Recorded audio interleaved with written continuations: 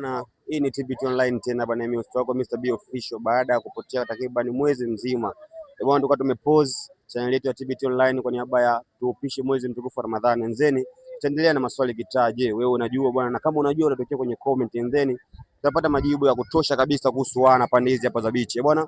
Leo tunakwenda kuuliza mashikaji maswali kitaa, na maswali yetu ya leo bwana ni machache, tutakwenda kuyajua baada ya kumbamba mshikaji ambaye anaweza kubambia katika maswali yetu ya leo. Ndeni tutapata maelekezo bwana namna gani tunalevu katika ile swala bwana. Host wako ni Mr. B Official kutoka TBT Online. Usisahau subscribe na kushare channel yetu ya TBT Online, then utapeana maelekezo namna gani tunalevu katika ile swala. Shout out sana kwa wanangu wanatufuatilia. Let's go. Yes, bwana, hii hapa ni TBT Online. Na leo bwana tuko na mshikaji hapa. Mshikaji wetu ambaye anauza nyama choma pande hizi hapa za beach. Tunakwenda kupiga naye story.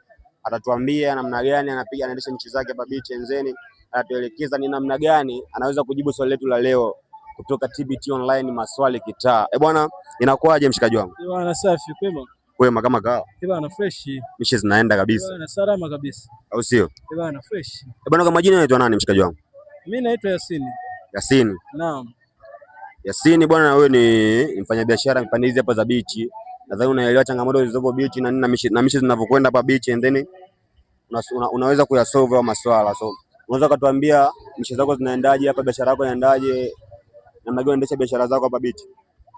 Kwa kweli bwana, hapa beach hapa, hii biashara hapa beach kwa kweli inaenda vizuri. Na changamoto zake kwa kweli bwana, ndo kama hivi changamoto tunazoziona. Changamoto unazoziona kama zipi? Yaani changamoto ambayo ishe kufanya wewe kwambia bwana, mimi bwana, ile changamoto kubwa ambayo imewahi kunitokea katika kazi zangu pande hizi hapa za beach, ambayo siwezi kuisahau na kila siku ipo katika biashara yangu. Ni changamoto ipi mwanangu?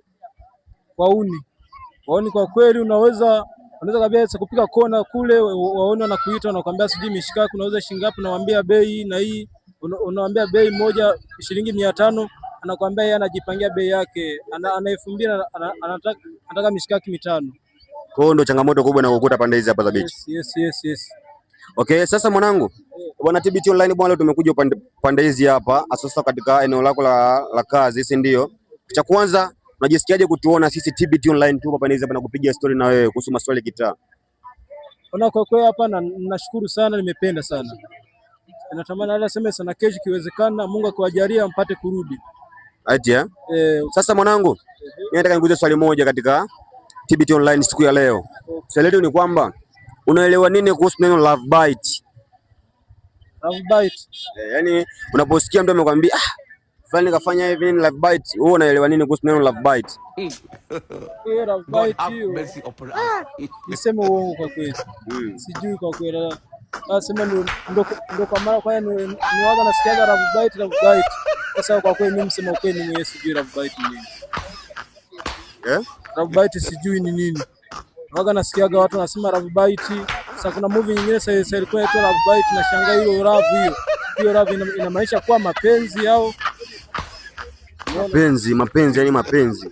Ndo mapenzi love bite. Mimi nimekuuliza wewe, natakiwa nao nijibu. Kwa hiyo love bite sasa kwa mimi sasa siwezi nikajua love bite ni nini. Yaani huelewi kabisa love bite ni nini kwa Kiswahili mwanangu? Uelewi? Sielewi. Unapofikiria wewe unaweza kuwa ni nini kwa mawazo yako? Hiyo love bite yasikia kwa ni mapenzi. Inaweza ni mapenzi. Love. Na bite maana yake nini? Bite.